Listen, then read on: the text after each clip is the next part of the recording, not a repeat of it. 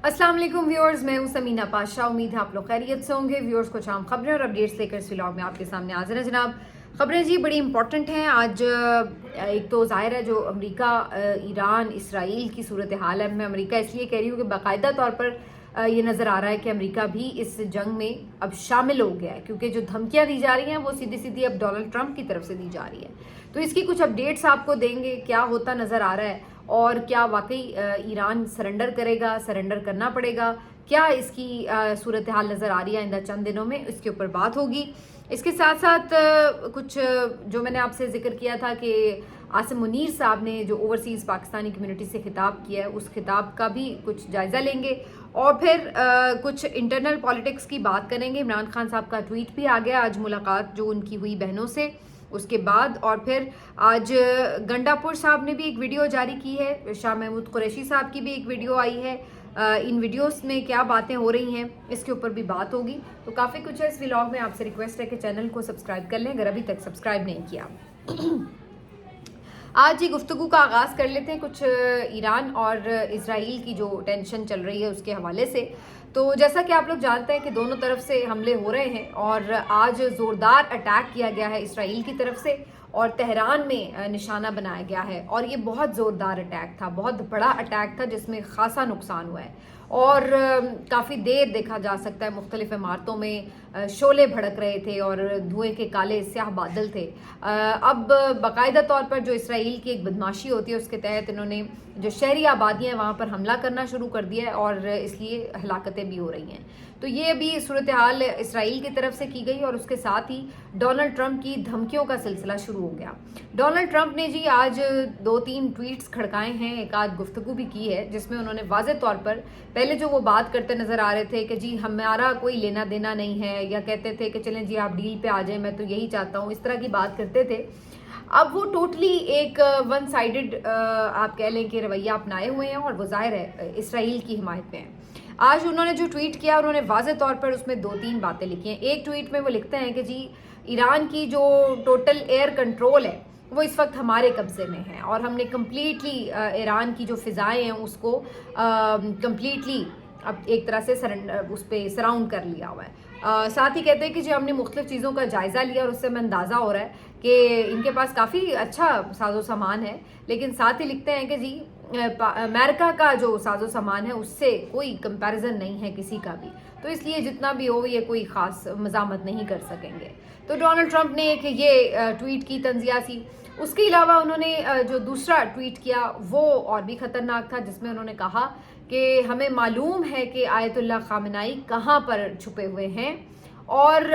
हम जब चाहें उनको निशाना बना सकते हैं, लेकिन फ़िलहाल हम ऐसा नहीं कर रहे। लेकिन हमें हमारा जो सब्र है, जो हमारी बर्दाश्त है वो ख़त्म हो रही है, ईरान को सरेंडर करना होगा। और फिर अगले ट्वीट में वो बाकायदा लिखते हैं कि अनकंडीशनल सरेंडर, मतलब ये कि आप बिल्कुल गैर मशरूत तौर पर हथियार फेंक दें और झुक जाएं। तो ये वाज़े तौर पर जो 3 ऐलानात हैं डोनाल्ड ट्रंप के ट्विटर हैंडल से, ये साबित कर रहे हैं कि वो वाज़े तौर पर इस लड़ाई का हिस्सा बन चुके हैं। और जो उन्होंने एक कवर अपने ऊपर लिया हुआ था कि जी मैं तो एंटी वॉर हूँ, मैं तो जंगों का खात्मा चाहता हूँ, मैं तो जंग चाहता ही नहीं हूँ खित्ते में, मैं तो अमन चाहता हूँ दुनिया में और मैं उसके लिए अपना किरदार अदा करना चाह रहा हूँ। बड़े महान लीडर बनने की जो वो कोशिश कर रहे थे कि जी देखिए मैंने तो अफ़गानिस्तान की जंग ख़त्म कर दी, मैंने तो आके जो है वो इसराइल और जो इनकी गाज़ा की सूरत हाल थी उस पर जंग बंदी की कोशिश की, मैंने तो जनाब रूस और यूक्रेन के दरमियान आपस में मसालियत कराने की कोशिश की, मैंने तो जी इंडिया और पाकिस्तान की जंग रुकवा दी। तो वो जो उन्होंने महानता का अपना एक नकाब ओढ़ रखा था कि जी मैं तो आके जंगें बंद करा दूंगा, वो आहिस्ता आहिस्ता खुल रहा है कि ये सामने से ज़रूर ये चीज़ें कर रहे थे कि जनाब मैं ये करवा रहा हूँ जंग बंदियाँ ये वो, लेकिन पीछे से पूरी सपोर्ट इन्होंने दी हुई है ममालिक को असलहा फराहम करके और लॉजिस्टिक सपोर्ट भी और अदरवाइज़ भी कि जी ठीक है आप काम जारी रखें। क्योंकि आप सबको मालूम है कि जो कुछ गाज़ा में हुआ है वो अकेला इसराइल अपने बलबूते पर नहीं कर सकता था जब तक कि उसको अमेरिका की आशीर्वाद ना हासिल होती। और इधर भी रूस और यूक्रेन में भी जो यूक्रेन की पूरी असिस्टेंस है वो किसने की है, जाहिर है वो यूएस ने की है। तो उसमें भी ऊपर ऊपर से वो ये कहते रहे कि जी मैं तो कोशिश कर रहा हूँ इनकी आपस में मामला तय हो जाएं और दूसरी तरफ वो इस सिलसिले में آپ کے سامنے ہی ہے کہ ظاہر ہے کہیں نہ کہیں ان کو سپورٹ کرتے رہتے ہیں یوکرین کو، تو تبھی ابھی تک وار چل رہی ہے۔ اب یہاں پر بھی یہی صورتحال ہے کہ بظاہر انہوں نے شروع میں کہا کہ جی اچھا یہ دونوں آپس میں اچھا جی ہم یہ دیکھ لیتے ہیں، بات چیت ہو جائے بہتر ہے، لیکن الٹیمیٹلی اب یہ کھل کر سامنے آ گئے ہیں۔ آج تو رائٹرز کی طرف سے یہ خبر بھی دی گئی ہے کہ باقاعدہ امریکی جہاز جو ہیں وہ اتار دیے گئے ہیں خلیجی ممالک میں، اور بالکل اب بظاہر ایسا لگ رہا ہے کہ باقاعدہ امریکی جہاز جو ہیں وہ ایران کے اوپر اٹیک کر سکتے ہیں۔ اور جو آخری انہوں نے کچھ صحافیوں سے گفتگو کی ہے اس میں بھی جو ان کی ٹون تھی، جو ان کا ایگریشن تھا، اس سے واضح طور پر یہ پتہ چل رہا تھا کہ اب ڈونلڈ ٹرمپ جو ہے وہ جیسے باقاعدہ ایران پر حملہ آور ہو چکے ہیں۔ تو یہ تمام چیزیں اب یہ بتا رہی ہیں کہ ایران کی طرف جو اسرائیل، امریکہ اور باقی جو کچھ مغربی ممالک ہیں ان کا گٹھ جوڑ اب واضح ہے، اور یہ آنے والے دنوں میں شاید زیادہ شدت اختیار کرے گا۔ دوسری طرف ایران کیا ان تمام چیزوں سے مرعوب ہو چکا ہے؟ کیا انہوں نے واقعی سرنڈر کرنے پر سوچنا شروع کر دیا ہے؟ تو بالکل ایسی کوئی صورتحال نظر نہیں آ رہی۔ جہاں یہ ٹویٹ آیا کہ جی کمپلیٹ سرنڈر انکنڈیشنل اور بس ہماری یہ ہو گئی، برداشت کی حد ہو گئی وغیرہ، تو اس کی فوراً بعد ایران کی طرف سے ایک اور بیلسٹک میزائل کا حملہ کر دیا گیا ہے اسرائیل کی طرف، اور یہ ٹھیک ٹھاک ہیوی قسم کا حملہ ہے۔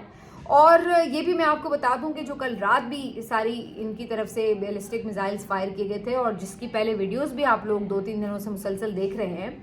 اب باقاعدہ طور پر اس پہ پابندی لگائی گئی ہے کہ اسرائیل میں ہونے والی جو تباہی ہے اس کو رپورٹ نہ کیا جائے۔ صرف وہی خبریں یا وہی ویڈیوز جو ہیں وہ باہر نکالنا چاہتے ہیں جو ان کے نیریٹو کو سوٹ کرتی ہوں۔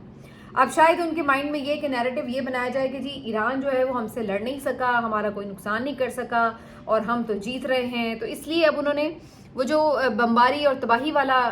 بیانیہ تھا اس کو ایک طرف کر کے اب یہ دکھانا شروع کرنا ہے کہ جی ہم نے ایران کو تہس نہس کر دیا ہے۔ تو اب ایک تو انہوں نے سرکاری جو چینلز ہیں ان کو بھی پابندیاں لگا کے تھوڑا پابند کر دیا ہے، اس کے ساتھ ساتھ ویڈیوز فوٹیجز اس طرح پہلے کی طرح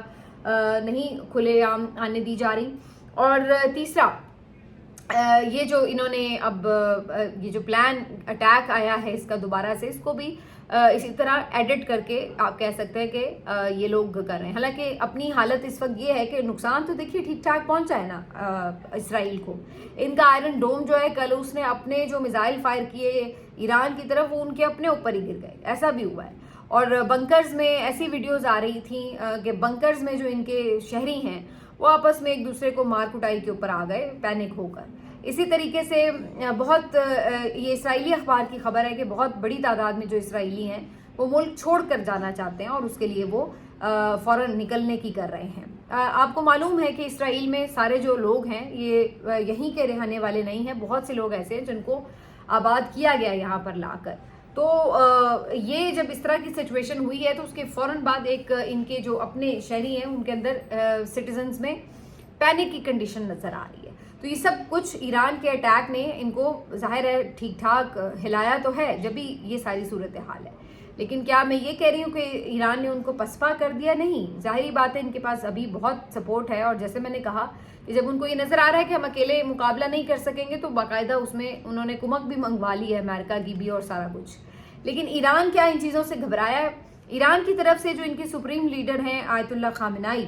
ان کے کچھ سٹیٹمنٹس میں آپ کو پڑھ کے بتا دیتی ہوں۔ جہاں سرنڈر کرنے کی بات کی ہے ڈونلڈ ٹرمپ نے، اور جہاں انہوں نے یہ کہا ہے کہ ہمیں پتہ ہے آیت اللہ خامنائی کا، ہم جب چاہیں انہیں قتل کر سکتے ہیں،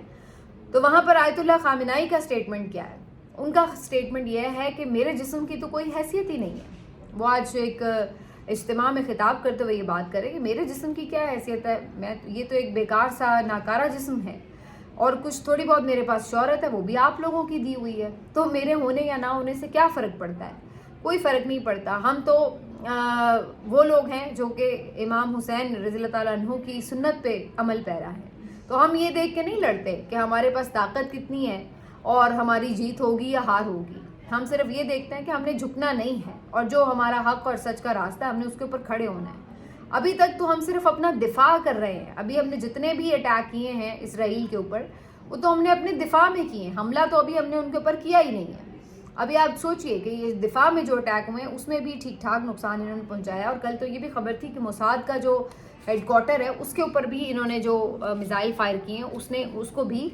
کافی نقصان پہنچا دیا ہے۔ اس کے علاوہ آیت اللہ خامنائی کی طرف سے واضح طور پر یہ اعلان کر دیا گیا ہے کہ سرنڈر کا کوئی چکر نہیں. وہ تو جب ایک دھمکی ادھر ملی اور اس کے اگلے ہی لمحے یہ میزائل فائر کر دیے گئے دوبارہ سے, تو اس سے یہ اندازہ ہو جاتا ہے کہ انہوں نے دھمکی کو جوتے کی نوک پہ رکھا ہے. اس کے بعد جی ایک خبر جو اور آ رہی ہے اس میں یہ بھی انہوں نے کہا ہے کہ زیادہ سے زیادہ کیا ہوگا, ایک اور عاشورہ کا واقعہ ہو جائے گا. یعنی ان کے کہنے کا مطلب یہ تھا کہ ہم تو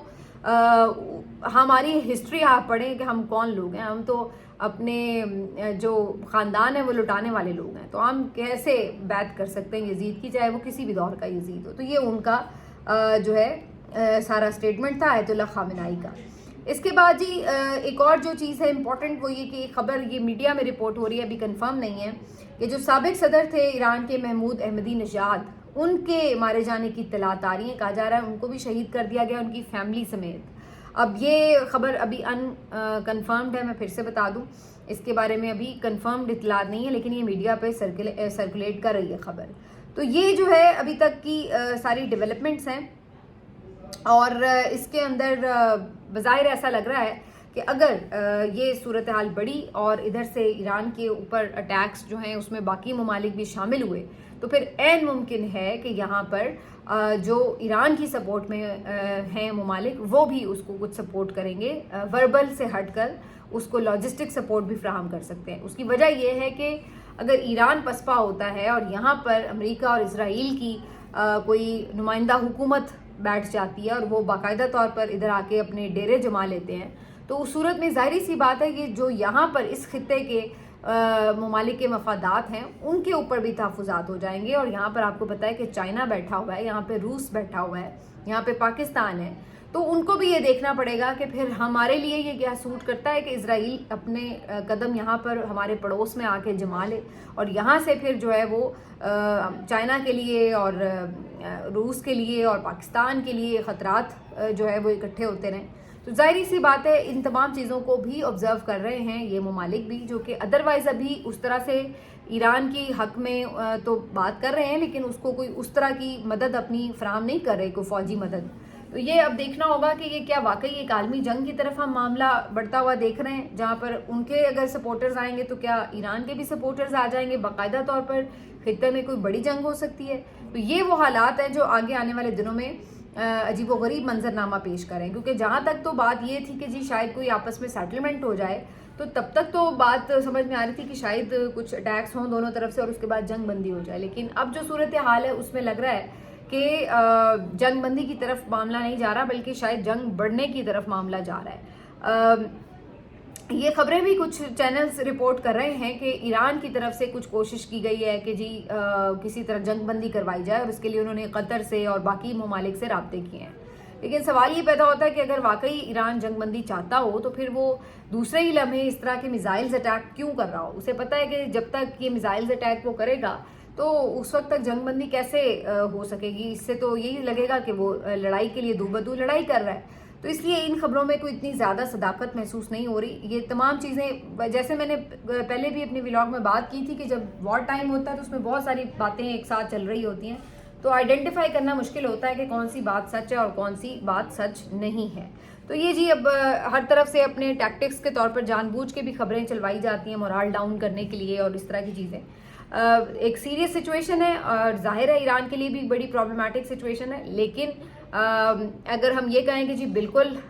سب ختم ہو گیا ہے تو ایسا ہے نہیں. یہ اگرچہ ڈونلڈ ٹرمپ نے بات کی ہے کہ جناب ہم اب اس کو جو ہے وہ اینڈ کرنا چاہتے ہیں, یہ کر کے اس نے بات کی بڑی, تو اب یہ ان کا نقاب بھی خیر اتر گیا صاحب کا. بہرحال جی اب آتے ہیں جی کچھ ملکی پالیٹکس کی طرف, اور عمران خان صاحب کا ٹویٹ جو ہے وہ آج آ گیا ہے. اس میں کم و بیش وہی گفتگو ہے جو میں نے پچھلے ولاگ میں آپ کو تفصیلاً بتائی ہے, اور انہوں نے بجٹ کے اوپر بات کی ہے, جو خیبر پختونخوا کا بجٹ تھا اس کے اوپر جو کنفیوژن تھی اس کو کلیریفائی کیا ہے, اور ڈیمانڈ رکھی ہے کہ ان کی ملاقات کرائی جائے 4-5 لوگوں سے, علی امین گنڈا پور, عمر ایوب سے, شبلی فراز سے, مزمل اسلم صاحب سے, تیمور جھگڑا سے, اور پھر اس کے بعد جو ہے اس کی منظوری کا عمل ہو سکے گا. تو اب دیکھتے ہیں کہ 2-1 دنوں میں یہ ملاقات ہو پاتی ہے یا نہیں ہو پاتی, اور اگر نہیں ہو پاتی تو پھر اس کے اوپر کیا حکمت عملی ہوگی کے پی حکومت کی, کیونکہ پھر اگر یہ بجٹ پاس نہیں ہوگا تو ان کے لیے بھی مسائل ہوں گے, اور اگر یہ بجٹ پاس ہوگا تو اس سے زیادہ مسائل ہوں گے. تو یہ دیکھنا ہوگا کہ کیا اس وقت صورتحال بنے گی ان کے لیے. اور دوسری طرف عمران خان صاحب نے جو جنگی حالات ہیں اس کے پیش نظر سب کو متحد ہونے کا کہا ہے. میرا اندازہ تھا کہ اس پہ عمران خان صاحب کافی تفصیلاً بات کریں گے ایران اور اسرائیل کی جو اس وقت جنگ ہے اس پہ، لیکن بہرحال اس ٹویٹ میں تو اس کے اوپر کوئی بہت تفصیل سے انہوں نے بات نہیں کی. لیکن یہ الگ بات ہے کہ ان کا تھرو آؤٹ اسرائیل کے حوالے سے ایک موقف رہا ہے اور وہ بار بار ٹویٹر پہ اس کا بہت دفعہ اظہار کر چکے ہیں. تو ابھی جو ریسنٹ سچویشن اس کے اوپر انہوں نے اس وقت کم از کم اس ملاقات میں بہت تفصیلی گفتگو نہیں کی ہے اور نہ وہ رپورٹ ہوئی ہے. اب اس کے اوپر میں یہ سمجھتی ہوں کہ ویسے وہ کر بھی دیتے تو اچھا ہوتا. اب اس میں انہیں یقینی طور پر سارے شروع ہو جائیں گے کہ دیکھیں جی اب تو ملاقات بھی ہو گئی، اب تو ٹویٹ بھی آ گیا، تو لیکن انہوں نے مذمت نہیں کی، تو وہی پرانا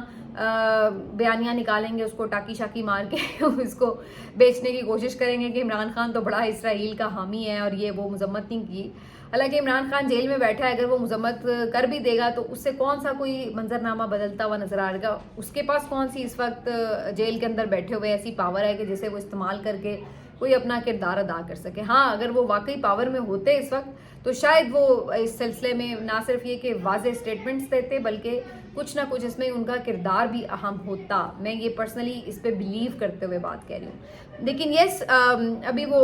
ظاہر ہے جیل میں ہیں تو ان کا ایک میکسیمم ٹویٹ ہی ہو سکتا تھا مذمتی، اس کے علاوہ تو کچھ بھی نہیں. کر دیتے زیادہ بہتر ہوتا تاکہ اس کے اوپر انہیں بھی بات کرنے کا موقع نہ ملتا. لیکن بہرحال بات انہوں نے یہ نہیں کرنی ہوتی تو کوئی اور کر لینی ہوتی ہے، کیونکہ جنہوں نے بات کرنی ہے تو وہ کچھ نہ کچھ نکال ہی لیتے ہیں. باقی انہوں نے یہ ضرور کہا ہے کہ جس ملک میں رول آف لا نہ رہے وہاں پہ پھر مایوسی بڑھتی ہے، دہشت گردی بڑھتی ہے، اور یہی اس وقت جو ہے وہ وطن عزیز میں ہوتا ہوا دیکھ رہے ہیں. اور بڑی تعداد میں نہ صرف برین ڈرین ہو رہا ہے، ہنرمند لوگ باہر جا رہے ہیں، بلکہ اس کے ساتھ پیسہ بھی بڑا پاکستان کا باہر جا رہا ہے، اور اسی وجہ سے معیشت جو ہے ہماری وہ سکڑ رہی ہے. تو یہ عمران خان صاحب کی آج کی گفتگو جس کا ٹویٹ بھی آ چکا ہے. اب میں آپ کو بتا دوں کہ دوسری طرف عاصم منیر صاحب نے جو اوورسیز پاکستانی کمیونٹی سے خطاب کیا ہے تو انہوں نے اس میں 2-3 امپورٹنٹ باتیں کی ہیں.